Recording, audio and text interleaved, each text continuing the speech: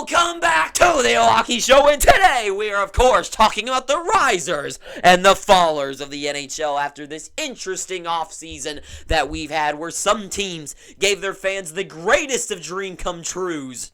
Some teams did a whole lot of nothing, and the rest of them giving their fans the biggest heart attacks and the worst nightmares anyone could have thought of happening. So let's talk about it right now, starting off with the Central Division and the Colorado Avalanche, a team went into last season defending the Stanley Cup. But what made them win the Stanley Cup and why I think they are the greatest team to ever win the thing? It's because they were just so good all around, and especially when it came to offensive depth. But that last offseason, all that went away. Kadri gone, Burakovsky gone, a few other names walking off the team, as well as the bad news of Gabriel Landeskog, now apparently missing 2 years of his career.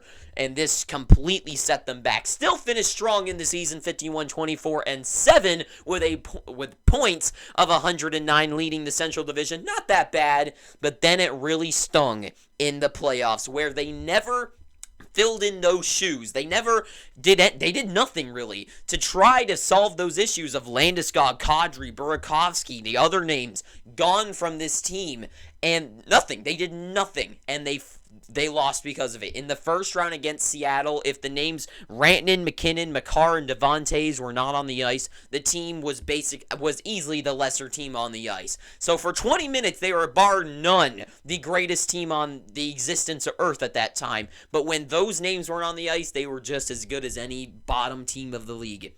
And that stung them. It stung them bad because guys like JT Compher, Alex Newhook, Evan Rodriguez, they are not the answer to be that second line to defend a Stanley Cup. They just are. JT Compher's a solid third center. Alex Newhook just hasn't really gotten his fit in the NHL yet. So what did the Avalanche do? They were geniuses. They go out there and, like they do every single year, except last year apparently, they did the smartest thing they could do. They improved this team. They found their holes, they knew the issue, and they solved them. Picking up Jonathan Drouin, Ryan Johansson, Ross Colton, Miles Wood, 4 players right there. There's others, but those are the main 4 that they brought onto the team that I really, really like. Drouin, of course, being the dynamo with Nathan McKinnon in his juniors days. I think they stick him on the first line, move Lehkonen down to the second line, where him and Nichushkin are the anchors of that line. Solid, being centered by Ryan Johansson now. 2 top lines, great with what could be huge potentiality. And if it fails, Duran, not a big contract. Ryan Johansson, I think he's only got a year left, so really not that big of a deal. Now Miles Wood and Ross Colton on the third line. Just great. The depth on this team has been recovered, and yes, you could also say that the floor could definitely drop out from under them. Johansson could be an absolute nothing, more of a detriment. Same thing with Drouin on the team, could just be absolute losers on the team and do nothing except make them worse. But I don't think so. I think with this environment and guys like Drouin, anybody really, even me, if you stuck me on the top line with Nathan McKinnon and Mikko Rantanen, they're going to make me look good, right? And Jonathan Drouin, we know he has something to offer, and I think the spark that he will have with his old line mate and just how good the team, Colorado is, as well as Johansson, Ross Colton, and Miles Wood with the atmosphere, this team has a winning attitude, and they've done nothing but improve this team. So I really like what the Avs have done. The Dallas Stars, 47-21-14 last year. I think they had the most overtime losses or shootout losses as well. So those 14 points really came in handy, as that's what made them second place in division and contending for first. But anyways, with 108 points, finishing just 1 point behind the Avs. Last year, what was their big issue?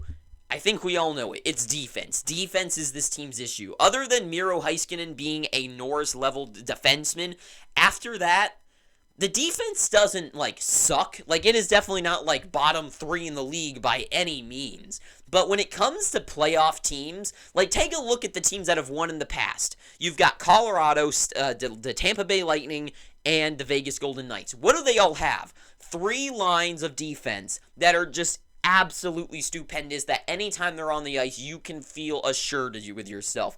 With the Dallas Stars, you can't really say the same thing, but it's not like they suck. It's not like, God, they're horrible out there. They have no chance when Nils Lundqvist is out there or something like that. No, that's not the case.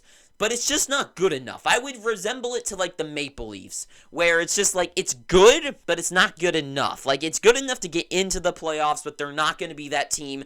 And when it comes to the playoffs, you need those three lines to shut down other teams. Every 60 minutes of every game is so vital. And that's what lost them. And what do? Nothing. They've done nothing to fix that. So I guess they're just going to roll with it, see what happens through the season. And I guess maybe they could still pick up, like, a Matt Dumba, but with what he did to Pavelski, and just he was, like, state enemy number one. I just don't think he would sign there, and I don't think they would sign him. So that's not going to happen. So overall defense, not a change in the world. But what they did do was add, and I really like this, Matt Duchene to only a $3 million contract. I mean, this team's offense was already stellar. Now they've added Duchene for $3 million only for what do you have, like 80 points last year, 70 points, something like that. This team was already so good offensively last year. Now they're going to only add guys like Stankoven. Wyatt Johnston's only getting better as well. They've got so much good offense, and just it was already good before, and it's just only going to get better. So offensively, they're better. Defensively, they're the same, which I guess is okay for now.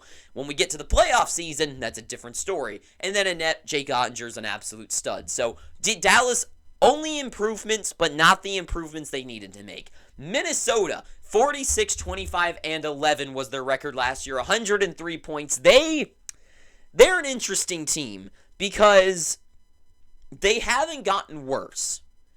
But I also don't think they've not done anything to get better. They haven't shed anything from the team. But my issue is that guys like Ryan Hartman are still like a top prize on the team. And he had a great year 2 years ago, but last year he really came back to where he probably is in the NHL, like a solid 40-point, maybe potentially 50-point guy. I don't know. The Wild are just a team that they've done no moves, and they lost Matt Dumba, and they've done nothing. Like, it's just... the Wild did anything to get better. They've only lost a player. And some of their guys like Marco Rossi, who are supposed to be rejuvenating this team, I just don't think are at that level yet. I think Rossi's definitely the type of player that's going to have to grow and really mold into the team, and he's definitely not there yet. For the Wild, they scare me. They scare me because I think some guys guys like Zuccarello, like when is he going to start falling off as well? It's an interesting team. They're definitely not horrible, but they've definitely gone down than gone up. So the Wild, I'm kind of scared for their season this year, and I'll talk more about it in their own single video. But for the Wild, I don't like it. I don't like what the Wild have done. Moving on to the Pacific Division, the Vegas Golden Knights, the defending Stanley Cup champion. What have they done during this offseason? Well, last year, first, 51, 22, and 4. They were the best team of the Western Conference. So good job for them. 111 points, 2 more above second place, the Colorado Avalanche and the Edmonton Oilers. Now, this team, great team, and they've done a very good job of keeping the team intact that they had last year, except they didn't entirely, as they move out Riley Smith like almost as soon as they possibly could, which is bizarre to me. Riley Smith heading off to Pittsburgh. In return, they've really got nothing. I think they got like a 6th-round pick, something like that. Nothing that good at all. And they re-signed Barbashev, they re-signed Aiden Hill, and I read something that I think they worded it very well, is Vegas is a team that's the most cutthroat team in the world. I think this was from Bleacher Report. And, that's obvious, right? They're the most cutthroat in the world. They got rid of Max Pacioretty. I did not see... I know he's injured, blah, blah, blah, whatever. They need to shed cap. They get rid of Marc-Andre Fleury. The team is cutthroat. They do not care about how long someone's been on the team. So they cut off Riley Smith. But then they show unprecedented loyalty to guys like Ivan Barbashev and Adin Hill, where they signed both of these guys to almost $10 million combined. I just think that's crazy, as Adin Hill was not even the backup goaltender last year. And he did a great stint with the Vegas Golden Knights. And I gotta say, with his time, where he showed up and had a purpose in Arizona, I remember I was, on a vacation, actually, at the time when he was in Arizona, when he came up and got, 5 shutouts in 10 games or something. I know it wasn't that good, but he was, very impressive. When Hill has something to play for, he is good. But he has never shown to be good for that long, and for $4.9 million to him is kind of bonkos to me. Ivan Barbashev only got less than 50 points last year in the entire season. In the playoffs, he was a stud, but I just don't think, right now, the left wing is looking very weak for the Vegas Golden Knights. Barbashev is an unproven talent. Brett Howden is not a reliable type player. Paul Cotter's once again kind of like Brett Howden, just a guy who, I know they're definitely different in their ages and place in the NHL, but the left wing right now to me is very weak for the Vegas Golden Knights, and getting rid of Riley Smith, being one of the original misfits, is just a strange move to me. Not strange, but I just think it's weird that who they decided to keep for so much money and got rid of guys who are proven and not guys like Ivan Barbashev. So, weird to me. Weird that they done that. Vegas, strange. A lot of questions for me in Vegas, because Hill, question mark. Logan Thompson is what's going to happen with him now. They move on from Brossois. It's interesting. It's interesting. Let's go on to the Edmonton Oilers. 50, 23, and 9 was their record. 109 points last year. This team is good. This team is absolutely fantastic because of McDavid, Draisaitl, Ryan Nugent-Hopkins. Those guys getting all above 100 points. Then you got guys like Zach Hyman, who were pulling some slack with 83 points. Vander Kane, when he was on the team, was producing. But after that, things just fall apart. The third and fourth line, absolutely atrocious. Defensively, I hate their defense. I love Philip Broberg. Bouchard. I love Bouchard, Evan Bouchard. But other than that, not a lot to like there. Stuart Skinner, to me, is still a question mark. I know people loved him for some reason. In the playoffs, he was especially bad. Edmonton is interesting, because last year, I think guys like McDavid, yes, McDavid is a god. Leon Draisaitl is absolutely outstanding. Ryan Nugent-Hopkins had a great year last year. But I think that was the type of year where you go so high, and then you have to come back down to earth a little bit. I think Ryan Nugent-Hopkins, after 104 points last year, definitely digresses, goes back down to maybe a 80, something like that. I think Leon still is in the hundreds, but I think he does go back down to maybe 102. Leon comes back down from 150 to 120, and I think guys like Evander Kane also come down a little bit. Same thing, because now with Zach Hyman's going to come down too. They're going to digress this year because they have done really nothing to really put together back the team. They did nothing to rejuvenate the team. It's still the same story. Last year was just such an amazing, outstanding year for those guys, the stars, that they got to come back down to earth, because that's what happens. It's impossible to just keep going up and up and up. They got to come down a little bit this year, and the next year they'll go back up. So for me, when you do the same thing twice, usually the second time it doesn't get much better, and that's what they've done every single year now at this point, and things I think are just going to keep coming back down to earth for them. So this is a year where they did nothing to help themselves, and I think they're only going to shoot themselves in the foot. Still going to be a playoff team, though. LA, they add Dubois, really like that. Gavrikov for the entire year, cool. Prospects, the young guys on the team, now guys like Brant Clark. When will Byfield finally become on his great player that he should be? A lot of young guys on this team that could definitely break out. And their whole defense, a lot of guys like Bjorn Falk could jump out as well, right? So I like their young guys. They got a lot of good things going for them. Dubois is going to be great. Now you get to know on that third line, Dubois on the second line, Kopitar on the first. Great three centermen down the lineup. Love a lot of things. But depth-wise, they shed Iafallo, Gabe Velarde, and Kupari, I guess is whatever. But those two guys right there, depth is a huge thing for a team like the Kings, where they really they go deep on the team, and they lose a couple of those type of players, right? And they did nothing really to regain them, but they do have those prospects that could fill in those shoes, so that's kind of fine. But the biggest question still for the Kings is goaltending. From what I saw, Phoenix Copley can be a good goaltender, but he's not the goalie that can pull your team to the playoffs. And defensively, I really like Vegas. I really like the Kings defensively, and just the defense as well. Guys like Kopitar, guys like Deneau are known to be some of the best defensive forwards in the game. And now that Bergeron's gone, maybe one of those two guys could win the Selke this year. And they could hold down the fort and help a guy like Copley out, but They definitely, I mean, the whole thing with them, same thing with Dallas, is that this is the clear issue. You need defense. This team, they need goaltending. What do these teams do? Nothing. And I'm okay with them moving on from Korpisalo. I definitely don't think he's the answer. And guys like John Gibson are still out there, but I don't think Anaheim would trade him to LA. Guys like Hellebuck are still on the market. Maybe they could go for him, but they didn't go for guys like Bressois, take a swing at him maybe. Any of these players that they could have tried and land, and maybe they tried, I have no idea, but they didn't land anyone, and right now their goaltender is Phoenix Copley, who in his career has been a backup goaltender, and I don't know what the Kings are doing. I'm guessing they're not done. I'm guessing they're not done making moves.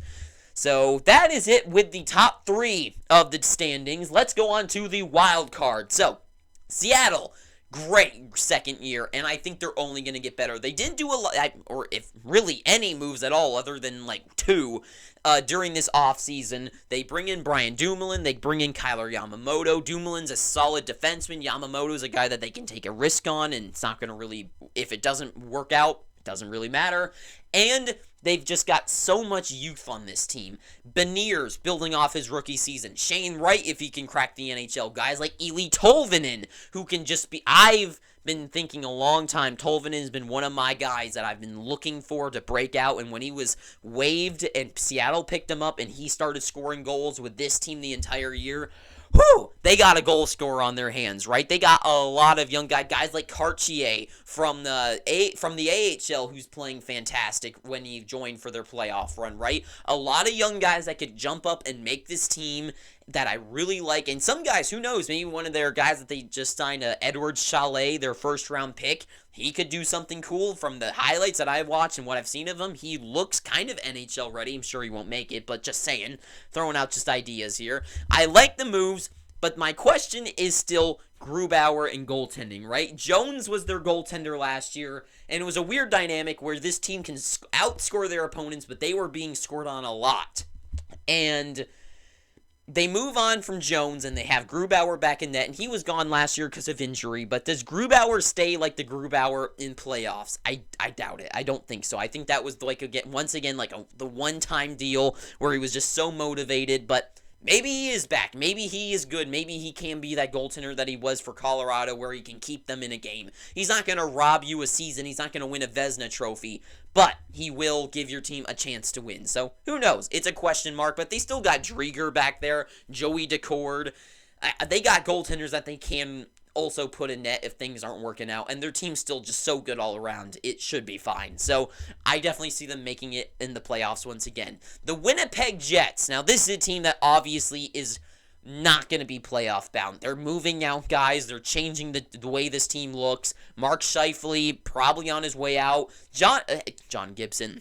Connor Hellebuck, I could see not being moved. I could see them waiting out and using him for this final year. I could see that happening. But guys like Mark Scheifele, I feel like those are the type of players that you want to cash in on, because goaltenders never bring back anything good ever in trades. But a guy like Mark Scheifele, for what he could bring to a team like the Bruins that need a first-line center, I could see them definitely trading him out, and especially other players on the team. No, I guess Scheifele's probably the only other one, but maybe defensively they can move someone out too. They're clearly trying to make the team, they're retooling this team this year. So 46-33-3 was the record. Last year, 95 points, making it in just by 2 points in the second wild card spot. It's interesting. They're trying to retool. They're moving guys out. I'm guessing they're not done making moves, or maybe they are, but regardless, I think this is a type of team that morally, and going to be the same story with the next team I talk about, where morale is down, and I just don't think the drive is going to be there this year, and they drop out. And same thing for the Calgary Flames. Obviously, morale's done. Toffoli's now gone. His 73 points last year is gone. Hannafin's on the market. Lindholm's on the market. Who else? Backlund, I think, apparently is too. The star players of this team that make the foundation of the Flames is just not there. Huberdeau is not living up to the hype that he should be.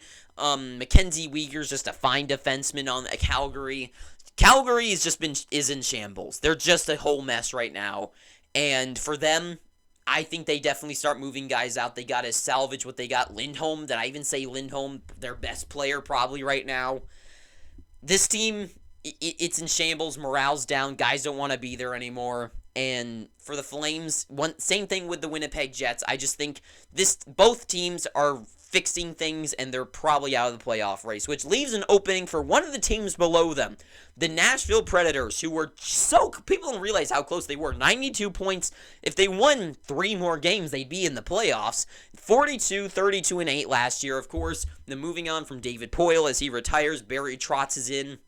And they made a lot of moves at the trade deadline. They've just made a lot of moves. And they move out Ryan Johansson and Matt Duchene now. They move on from Tanner Jeannot after his disappointing second year. Nashville is interesting because you would think by all their moves that they were making that they'd be rebuilding this team. But no, Barry Trotz comes in, he signs Ryan O'Reilly, he brings in Gustav Nyquist as well. Like, it's weird. He's trying to... In my eyes, the team is not bad. I mean, still they got Forsberg, guys like Tomasino can jump out of nowhere. Defensively, they still got a great defensive unit of Yossi, Barry, McDonough. I mean, the Dante Fabro could be great. I mean, they got some good defensemen back there. UC Saros is still one of the, I would say, at least top 5 goaltenders in the league. The team is still good, but are they good enough to make it into the playoffs?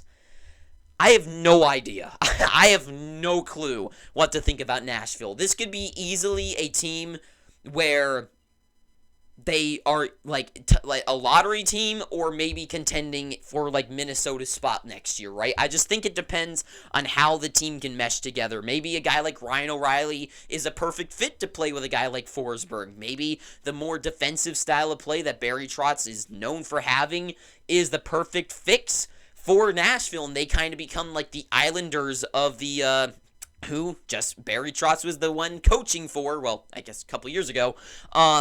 Maybe they become the Islanders of the West, where they're just super defensive. They don't score, but they can defend like hell. So, interesting with Nashville. The Vancouver Canucks, a team that apparently the front office is always looking to retool and get rid of their whole team, but at the same time trying to compete for the playoffs. What a just strangely run team this is. 38, 37, and 7 last year. They were on that historic 10-game losing streak at the beginning of the year. The team is so strange because they do have, in theory, all the pieces to the puzzle to start winning, or at least they have for the last couple years, with guys like Pedersen, however you want to say his stupid name, being that hallmark centerman, and then like Bo Horvat last year, but now he's gone. JT Miller, Brock Besser should be a goal scorer. Kuzmenko should be someone special, which he is special. If you looked at them just on face value, you would say, this team seems okay. I mean, playoff worthy, maybe. Stanley Cup, no. But on paper, when they actually play, they're horrible. They're not even close to making the playoffs, more than 10 points out. It's just strange. They move on from OEL, apparently JT Miller, they're trying to move on from him. Same thing with Connor Garland, Brock Besser. It's the same story every single year with this team that I don't even know what to think anymore. I'm just so confused, because guys like Peterson, what do you have, almost 100 points, or maybe almost 100 points last year, a fantastic year. Bo Horvat was scoring goals, everything was going right on paper, but in practice they suck. So it is just a strange strange team to think about, because it's not like Nashville where I'm like they could either be a lottery or great. For them, they could be number 32 or number 1. Like, and I'm not even lying. Like, like Quinn Hughes, like they got all the makings of a team like the Avalanche, but they don't produce like the Avalanche. Like, it is a strange conundrum with the Canucks. So I'm going to move on from them. The St. Louis Blues, 37, 38, and 7. It's very similar to the record that I was just talking about. They get Kevin Hayes for a pretty good team-friendly deal after the trade. And I don't know. I mean, they move on from Tarasenko and O'Reilly. They still got Jordan Binnington in the same boring defense and the same players on offense that don't produce enough to make them win. They're a team that has done nothing to get better, but they have done not a lot to get worse. It's strange. It's not as strange as like Vancouver, but St. Louis is in an era where they either are a wild card team or they're not going to be like bottom of the league, but they're not going to be competing for a top 3 spot. And I don't see them competing for a wild card either. They're a perfect team to be in mediocre land, where they're not going to get a good draft pick, but they're also not going to get a chance to play in the playoffs. So it's a strange time. They've done nothing to get better, nothing really to get worse. I don't really know what to think about them. So I don't know. They're boring. They're mediocre. They're the definition of mid in the West. Then Arizona, 70 points, an 11-point drop-off from the last one, which is the biggest one on the board here. So, 28, 40, and 14. Horrible record, but home, they're not that bad. When they play at home, they actually win a lot. But when they're on the road, they have the worst road record in the entire NHL. And this is a team that I like their future, but not right now. But they do have some bright beacons right now. Barrett Hayton with a good jump out last year, getting to 40 points. They bring in Zucker, who should be good. They bring back Nick Bjugstad, who worked well with the team. Guys like, they bring in Sean Durzi for defense, so now they got a pretty good young defense back there. Vemelka is a very good goaltender, but on a horribly defensive team. Clayton Keller building on the season he had last year.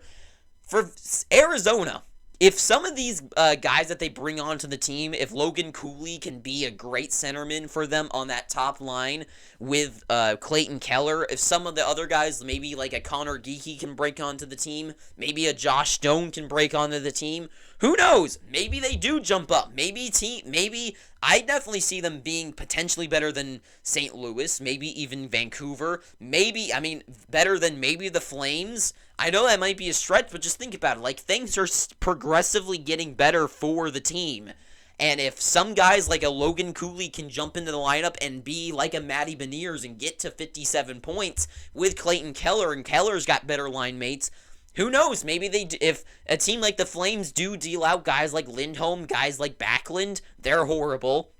If St. Louis sucks, if Vancouver sucks, who knows? I mean, wild card, probably not, but improvements, I think so. And then at the bottom of the board, we've got San Jose, Chicago, and the Ducks, the 3 worst teams of the West. For San Jose, they add Anthony Duclair, but in Philip Zadina, some guys that are going to be improvements to the team, but if they trade out eventually Erik Karlsson, the team's just going to be even way worse than they were last year, and I think they only want to be worse. They definitely don't want to be better yet. So for the Sharks, who cares? Chicago, adding Connor Bedard, adding Foligno, adding Taylor Hall. I really, really like those moves. So for them, I like them offensively. I like their future, but goaltending-wise, they've got Alex Stalock and Arvid Soderblom. That's a horrible goaltending pair. Defensively, they're horrendous, and offensively, they still are horrendous. So I'm looking forward to seeing Connor Bedard, but they're gonna suck. And then the Anaheim Ducks, they Troy Terry, Trevor Zegras, Leo Carlsson, Drysdale on the team. I like them. If Olin Zellweger, maybe if Mityakov can make it onto the team, I like it. I really like the Ducks, but they're not going to be a playoff team yet. So let's see. Where do we see these teams ending up this year? For Colorado, for being better than they were last year, and they still have all the greatest pieces they have, they stay first. Dallas, I think they do stay where they are again. I think offensively, they still are very strong. Defensively, they held them in last year. For the regular season, Jake Ottinger's fine. I think they stay there. Minnesota is where I think things could get interesting, so I'm going to move them up here. The Pacific Division, does Vegas stay in first? I don't know. I have a feeling Vegas is going to be like number 2, and another team will take their spot. I think Edmonton, I'm going to move them to here for now. In LA, I'm going to move them to here. Over here, I think the Kraken make a jump. I think they either end in third or first. The Jets, they're moving down. Calgary, they moved down. Nashville are definitely in front of them. Vancouver, I could see having one of those crazy breakout years where they randomly just have amazing season. So maybe it goes something like Vegas, Seattle, and Vancouver, but I also could see them being just as easily way down here.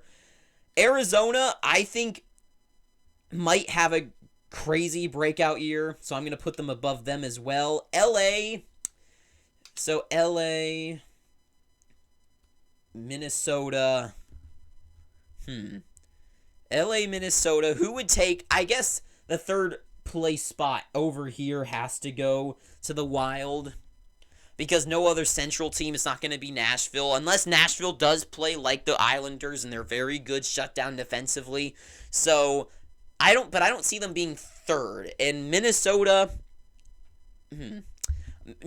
might be there. The Kings, okay, it'll be like the Kings, Seattle, Vegas. Edmonton's a playoff team. And then maybe it's like Edmonton, and then I know this might, you know what, this looks absolutely nuts, but you know what, I think the Ducks make a jump this year. I think Zegras just only gets better, and we're going to put them above the Coyotes. So this is your next year standings right here. Right here. Here it is. Yeah. There you go. There you have it. Next year, it will be the same Central Division, a little bit different Pacific. Vegas will end up in first. That sounds okay. That sounds right to me. Vegas in first, Seattle in second. I could see that happening. Seattle could. I feel like Vegas is going to drop down just by 1. I don't see them winning the Pacific again. I feel like this is a year where one of these teams makes a break for it, but see, Vegas will be like second, so let's say like Seattle in first. I could see that if Shane Wright and Beniers just get better. Cartier, I like it. I think that's good. I think this is it. I know this might look crazy that like the Ducks and Coyotes are up there, but I'm optimistic about them. I think they could make that jump, and Winnipeg's getting worse. Calgary's getting worse. The Blues are maybe higher up. Vancouver, once again, I think Vancouver could be a team that does take one of these spots, but I'm just kind of hesitant on them. They're either down here or like here. That's what I'll say. They're either going to be way, way worse, or they're going to be a wild card. That'll be what I say. But you know what? For right now, I feel good with this. I think it's going to be something around this area. So yeah, that's all I'm going to say. So that is, no, I'm not. The Ducks are not going to be up there. Gibson's on his way out probably. Goaltending's going to be an issue. But you know what? They have an okay backup. So you know what? I'll say this. I think this is okay. I know it's probably wrong, and it will be wrong, but that's just my quick prediction right there. So that's all I got to say. So thank you for watching this. If you've made it this far, please, I'm begging you, pick up your free subscription. And until next time, have an amazing day. Too sweet, and ta-ta for now.